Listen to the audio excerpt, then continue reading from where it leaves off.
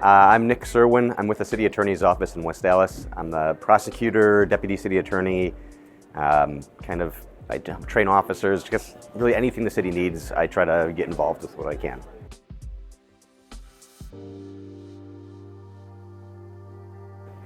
It's incredibly humbling. I don't see my role with different people as mentoring, but I understand where it would be that.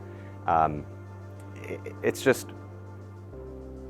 mentoring provides an example or an ability to give your knowledge or what you've learned from people in the past and kind of try to pass that on and put forward that goodwill that other people gave you.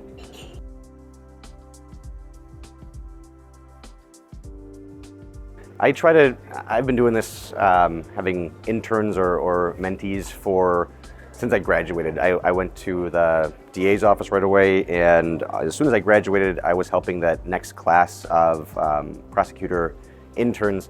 And so what I've always tried to do is, this is the group that's coming up. They're going to be coworkers. They're going to be working with you. They're going to be people you might rely on in the future. And so I treat them as much as I can like a peer, and do what I can to get them involved in tasks and kind of, as I say it to interns, is kind of turn the volume up. Not in a bad way, but just so they get experience when they're doing this in law school. So when they get into the real world and they're actually practicing or whatever it's going to be, they don't feel like it's the first time saying their name on the record, or they've had experience, real world experience, to try to get themselves into a place where they're comfortable. Because the last thing you want to do is be uncomfortable or just not be comfortable in front of a judge or a court or a jury or whomever it's going to be.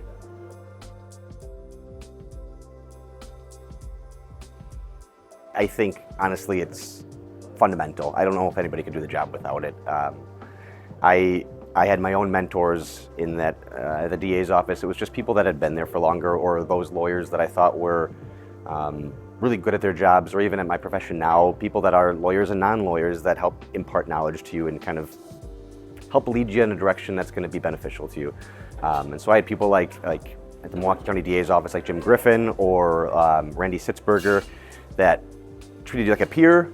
They had clearly more knowledge than I did, but they guide you instead of telling you what to do. They help lead by example instead of just telling you this is what it's got to be done. And that's where you learn the best, is by making those choices yourself.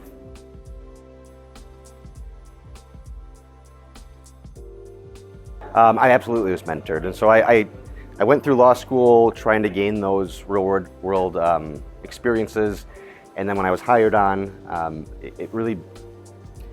the world changes when you are doing it yourself and you're not having somebody next to you. And so suddenly all this extra pressure is on you. And so you really got to look to your mentor or the people that you're working with to help you kind of have context or understand the job. And so, yeah, I sought out mentors. I had the mentors, and the fun part about when you're a young lawyer is that there's so many other young lawyers that have come out too, and so you can kind of experience this new job, the profession, the tasks, the things that you're being asked to do. You can experience them together, learn from each other. So it doesn't have to be somebody that's been doing the job for years. It can just be a sounding board, somebody that you know, that you respect.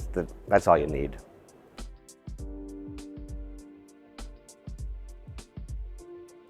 Boy, I wish I was good at advice. I feel like to become a mentor, I kind of talked about it when I was giving my speech. It's treating people with dignity and respect and living that, or trying to kind of walk the walk.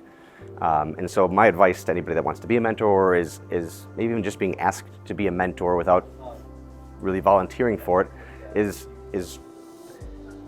walk the walk and do what you preach. Don't just kind of say this is what you have to do, but lead by example is really what I think you got to do to be a good mentor.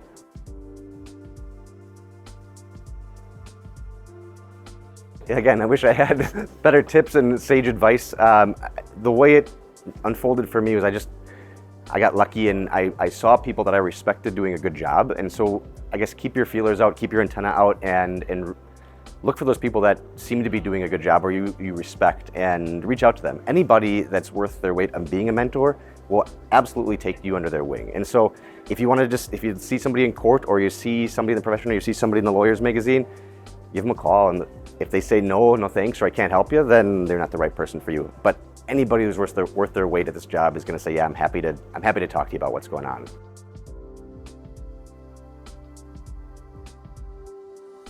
having done